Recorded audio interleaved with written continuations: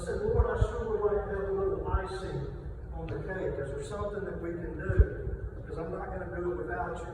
I would never try to do it without you. And God planted this little idea in my head, in my little pea brain. He said, you have over 21,000 connections on LinkedIn. See, even God knows about LinkedIn. You know, I mean, Al Gore may have invented the internet, but God understands and knows the LinkedIn. And I've got over 21,000 connections, and I would say at least 97% are oil and gas related. Now, folks, if you're going to work in oil and gas, doesn't it make sense that you have 21,000 connections?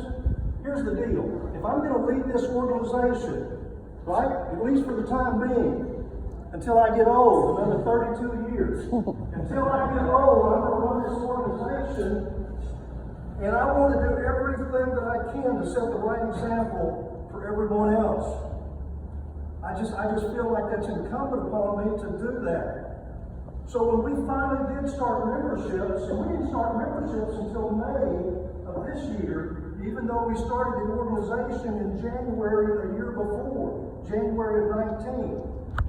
And so when we started the memberships, some of you are probably wondering, well, how did you pay for everything before that? On the hope and a prayer.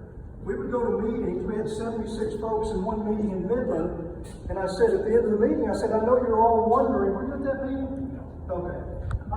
If you've been there, you can help me. I'm going to help you. You've been reaching for your wallet. So I said, listen, I'll come up with the first 100, but we got to pay for this meal. 12 people shot their hands in the air. And Kobe said something earlier about us in this industry. Man, we're tight. We're not 100% tight, right? But we're tight. We're tight. We look out for each other. And so that day, that meal ended up costing us about $35 a piece, which is roughly what we would have paid anyway, right? But we took care of 76 people. Kind of like the loaves and the fishes. Some of you don't know that story. That's okay. So anyway, we started the organization in January of 19. We had 11 people. I invited 25 people to the Cracker Barrel. That is not the place to have a meeting like this. This is beautiful. I love this. This is really nice. I'm glad Toby did this for us. Right? So this is really nice. And so, but Cracker Barrel is not the place, but we had 11 people, and that's how we got started. And we met every other month for the last year. And November rolled around. We knew we were not going to have a meeting in December. So I said, I got the leadership team together, and again, remember, one chapter. And I said, if this thing's going to work, and I'm looking around today knowing it's working. I said, if this is going to work, we're going to have to start meeting. Make sure you sell something, will you? And by the way, my phone is there, Bill. If that thing rings, sell something. I'll take it for it. Do not turn your phones off at any of my meetings. Never turn your phone off in one of my meetings. I want you to sell something. And if you're the owner of the company, he wants you to sell something, right? So anyway, I said, if we're going to make this work, we're going to have to start meeting every month on the same day of the month, at the same time, at the same location, and we're going to have to start using online registration. We went from 28 in November to 76 in January. In February, we had one of the worst ice and snowstorms that I've ever seen in West Texas, and I've lived out there.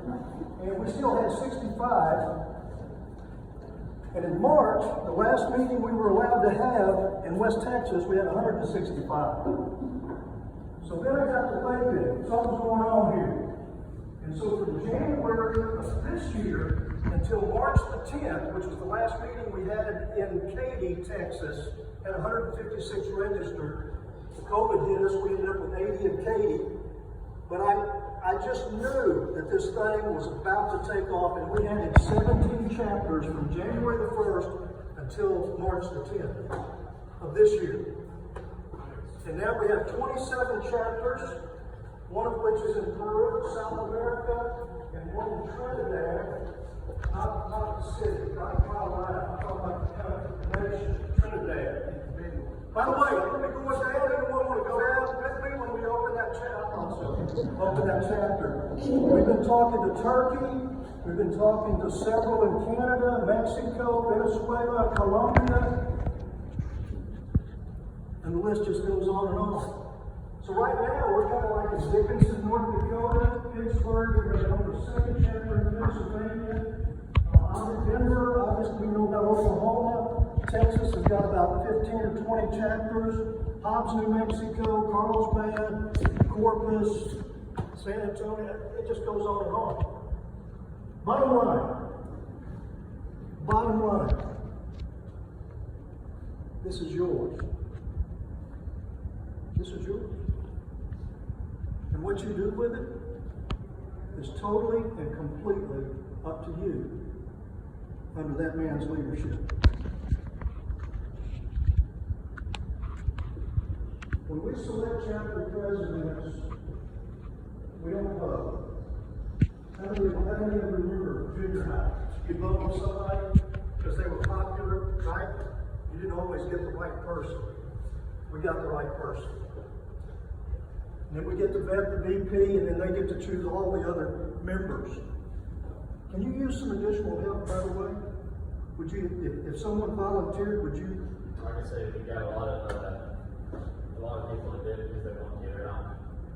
I mean, we only got so many positions to fill, but that doesn't stop people from helping. You know, we've received a ton of bills, and that's the great thing. We can never have too much help. I think Midland's got about 25. I mean, they've got a committee chair for everything. I mean, everything. Everything.